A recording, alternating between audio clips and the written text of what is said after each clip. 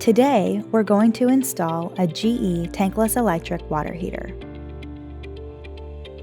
Included in the box, you will find the product, a mounting template and mounting screws, a product registration card and use and care guide. Small and medium sizes also come with a remote control. See Use and Care Guide for detailed instructions regarding electrical connections. On the back of the product, you will notice mounting slots where the unit will be mounted on the wall or cabinet. Remove the red and blue shipping caps. Connect the cold water line to the cold water inlet. Next, connect the hot water line to the hot water outlet.